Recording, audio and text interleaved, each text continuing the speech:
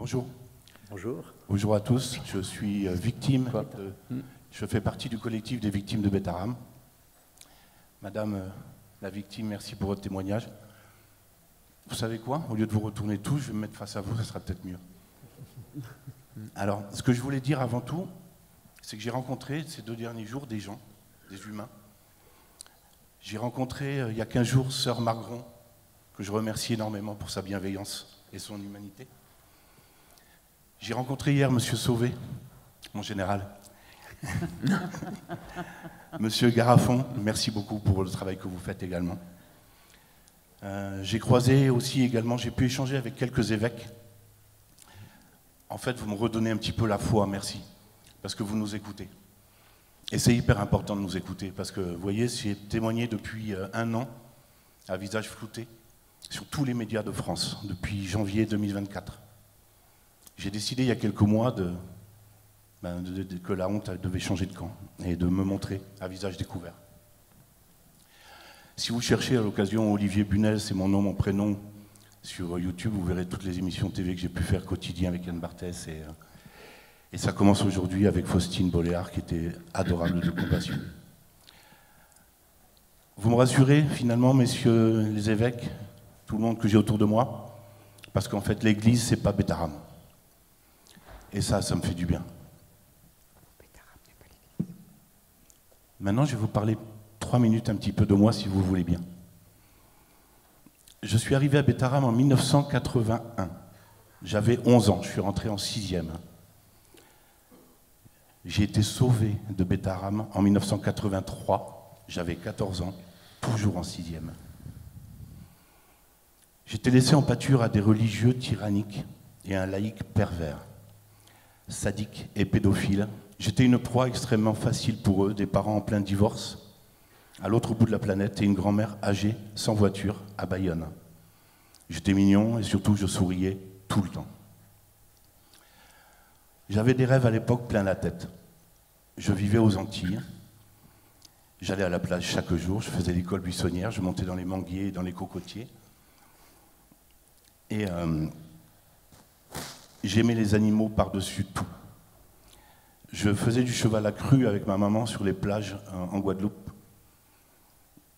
Et un jour, mes parents ont décidé de divorcer. Ça se passait très mal. J'avais la volonté, moi, petit, déjà, à l'âge de 11 ans, de devenir pilote de ligne. Passionné d'aviation. Je voyageais tout le temps entre la France, les Antilles, pour voir ma famille en France et repartir chez mes parents aux Antilles. Et chaque année, je prenais un avion, je pense que beaucoup d'entre vous ont connu le Boeing 747, vous savez, avec la bosse au-dessus.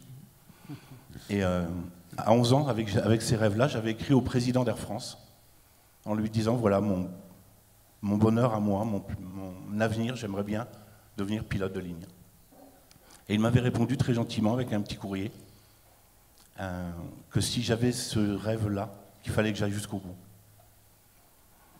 Il m'a dit également de ce courrier-là, de le donner au prochain vol que je ferai à l'hôtesse, de façon à ce que je puisse visiter la cabine de pilotage de cet avion en plein vol. C'était pour moi le plus beau jour de ma vie, à l'âge de 11 ans. Et puis donc le divorce de mes parents est arrivé, ça se passait mal. Ma mère, soi-disant pour me mettre en sécurité de mon père, m'a envoyé chez ma grand-mère à Bayonne.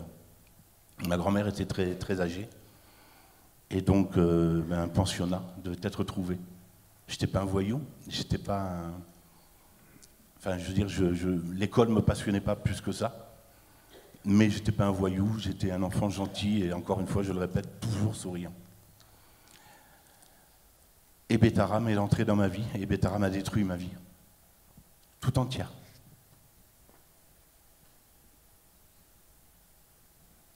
J'étais de ces enfants qui ont subi la torture du perron. La nuit, en slip, par des températures en dessous de 0 degré. En plein hiver, au bord du Gave. Les genoux sur une règle métallique. Le front contre le mur du bâtiment. Les mains derrière la tête à attendre les prochains coups à venir dès que nous avions le malheur de bouger. Puis de m'emmener à l'infirmerie, à côté de mon dortoir, pour me soigner des coups et blessures qu'il venait de me faire. il me mettait sur ses genoux, il me disait, tu as vu ce que tu m'as forcé à faire. Il soignait mes plaies, et avec ça, il m'embrassait de force. Je me rappelle toujours, il avait une moustache, je me rappellerai toujours de l'odeur de sa moustache.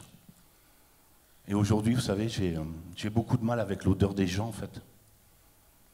Mais apparemment, c'est un symptôme qui est très connu dans les gens qui ont été traumatisés. Et quand je n'étais plus sur ses genoux, quand il devait me soigner mes genoux à moi, il me demandait de me mettre debout, il se mettait à genoux devant moi. Il me masturbait et ça donnait à des pratiques. Quand j'avais 11 ans, je ne savais pas, on n'avait pas les mots. Vous savez, à 11 ans, à l'époque, il n'y avait pas de téléphone, il n'y avait pas de réseaux sociaux. En fait, je disais à ma grand-mère, il me faisait des bisous sur le zizi. Je ne savais pas le nommer, en fait. Et Betaram, en fait, c'était pour moi, aujourd'hui, avec le recul, les témoignages qu'il y a dans notre collectif, c'était un refuge et un terrain de jeu pour les pédocriminels, en fait. C'est des sadiques, des pervers, payés par nos parents chaque mois. Les impôts aussi de chaque Français. Et malheureusement, à ce moment-là, je pense qu'aujourd'hui, les choses changent. Et je vous en remercie encore tous, les acteurs, les évêques, tout le monde. À l'époque, l'Église ne levait pas du tout le petit doigt. Elle savait. Et je dirais même, j'irais plus loin, c'est qu'elle encourageait de tels actes. Je me plaignais parfois, on avait un aumônier à Betaram, je me plaignais parfois auprès de prêtres qui étaient sur place. Et en fait, j'étais traité de menteur, tout le temps. Ma grand-mère aussi me traitait de menteur, elle était très pieuse. Tous les dimanches matins, j'avais droit à la messe à Bayonne. Et lorsque je disais les choses que je vivais la nuit, parce que Betaram, il y avait deux mondes, le monde des externes et le monde des internes. C'était pour les internes que c'était l'enfer sur terre. Et lorsque je me plaignais un petit peu, au tout début du moins, j'étais tout le temps traité de menteur et on me disait que si jamais tu continues à dire ce que tu dis, tu seras puni. Les mercredis après-midi, tu seras collé. Les week-ends, tu seras collé. Et donc je ne rentrais pas. Et en fait, j'ai compris, moi, pourquoi ils nous renvoyaient pas, enfin, ils me renvoyaient pas souvent le week-end, parce qu'en fait, j'étais marqué, j'avais des coups. Et en fait, sur 15 jours, donc en passant le week-end, les coups, les bleus disparaissaient, les contusions se refermaient.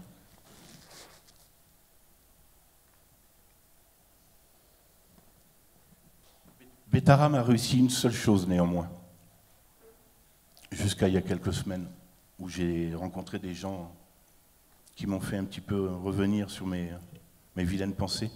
Ça a commencé à Bayonne, où j'ai rencontré M. Garafon. Betaram a réussi une chose à l'époque, c'est m'écœurer de la religion et de ceux qui la servent. J'ai protégé mon enfant de cette religion. Elle n'est pas baptisée, elle choisira. J'en veux aussi à nos parents, en fait, qui nous ont abandonnés, qui nous ont laissés en pâture, à des sadiques, à des pervers, à des tyrans, à des pédophiles. Ils ne nous écoutaient pas non plus. Comment pourrions-nous inventer à 11 ans de tels actes, de telles choses? On ne savait rien de tout cela. Les téléphones, les réseaux sociaux n'existaient pas. Enfin, la congrégation des frères du Sacré-Cœur de Jésus Betaram aujourd'hui nous entend. Il était temps. Leur silence a été assourdissant pendant plus de 18 mois maintenant qu'on a monté ce collectif. Je n'ai jamais autant pleuré, messieurs, dames, de ma vie d'adulte que depuis janvier 2024. Regardez-moi, regardez mon corps. Je n'arrive pas à manger. Madame parlait de problèmes de comportement alimentaire, c'est exactement le cas. Je ne fais qu'un repas par jour, par survie en fait, pas par faim, pas par envie, mais parce que j'ai des fantômes qui sont par là et qui me rappellent la fourchette que je faisais tomber, le petit murmurer quelque chose à mon voisin de droite, et les coups qui en suivaient, les punitions qui ont suivi la nuit sur le perron. Mon corps, aujourd'hui, il stocke. Le peu que je lui apporte, il le stocke. Et ça donne ce que vous avez devant vous. Donc je suis suivi à l'hôpital à Pau pour comportement alimentaire. Je suis suivi par une psychologue clinicienne spécialisée EMDR. Alors j'invite à tous à vous renseigner. Le EMDR, c'est génial, c'est le traitement des chocs post-traumatiques liés à l'enfance. Aujourd'hui, je suis en état de choc post-traumatique. Je vais m'arrêter un petit peu parce que je suis fatigué. Jusqu'à présent, j'enchaînais les plateaux TV chaque semaine. Paris, les allers-retours en permanence. Je suis épuisé. Malheureusement, le procureur de la République, il y a 3 semaines, m'a annoncé personnellement qu'au lieu d'une prescription glissante qui était éventuellement possible me concernant, pour torture, acte de violence sur mineurs de moins de 15 ans, agression sexuelle et viol, Damien Sager repartait libre pour faute de prescription. À 6 ans près, je me serais réveillé 6 ans plus tôt, ce monsieur dormait en prison. Il serait incarcéré comme le second, que nous connaissons tous aussi, Patrick Martin, qui actuellement dort en prison. Il n'y a pas eu une seule semaine de repos dans les actes de ce sadique et de ce laïc. Maintenant, je fais un peu la différence, je ne mélange plus entre les religieux et les laïcs. Il n'y a pas une seule semaine de repos me concernant. Il a encaissé l'argent de mes parents, indirectement, et du peuple français par les impôts. Il a brisé mes rêves et mes espoirs, ma jeunesse et ma vie toute entière. 2 années scolaires à Bétarame, 81-83. 81-82, 36 semaines de cours. 82-83, 35 semaines de cours. 71 semaines, messieurs, mesdames, 71 semaines de torture, de coups, d'agressions sexuelles et de viols. La congrégation des frères de Bétarame a parlé, a communiqué, et ils ont dit qu'ils allaient mettre en place une campagne de réparation aussi, enfin, vers le corps des laïcs. Enfin, ce qui n'était pas le cas jusqu'à présent. Et là, je leur dis merci. Merci vraiment. Parce que je vais vous rassurer. Toutes ces atrocités que j'ai vécues, qu'elles soient faites par un laïc ou par un religieux, la souffrance est la même. J'ai bientôt fini. La congrégation, toujours dans la presse, indique qu'à la dernière campagne, elle a vendu un bien immobilier de 700 000 € pour dédommager 19 victimes.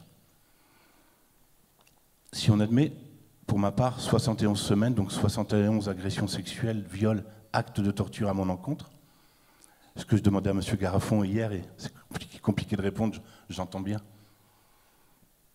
Quelle est la valeur de ma souffrance aujourd'hui? C'est la destruction de ma vie tout entière, de mes rêves de devenir pilote de ligne. J'en avais parlé à Madame Bess, directrice de l'Institut Louis Joannet à Bayonne, qui est venue à mon domicile, que la congrégation a chargé de mettre en rapport avec toutes les victimes de Bétarame. J'en ai parlé également à Madame Buc de la CRR, Valentine, qui était adorable.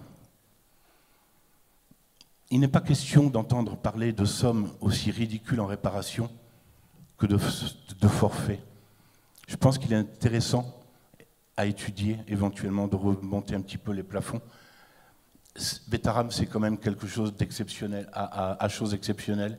Je pense qu'il faut peut-être envisager d'autres choses, y réfléchir au moins.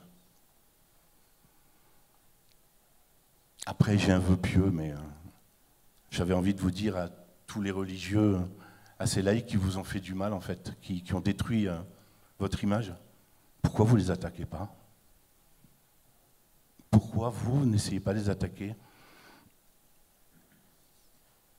Alors, dans ma réflexion, qui est celle de beaucoup de victimes, j'ai envie de vous dire, mais vendez Bétarame, en fait. Bétarame, je ne comprends pas, moi, aujourd'hui, qu'il y a encore des enfants tout petits à qui on fait l'éducation. C'est un lieu qui devrait être Et je ne dis pas ça vraiment d'un côté, je dirais, négatif, mais c'est un lieu qui est malsain, en fait. Parce que là, vous avez une victime, mais on est tellement nombreux. Demain, on dépose au tribunal de Pau 48 nouvelles plaintes. On va atteindre les 200 plaintes. Voilà. En tout cas, je voulais vous remercier à tous de m'avoir aussi fait changer d'avis un peu sur la religion après 43 ans de souffrance.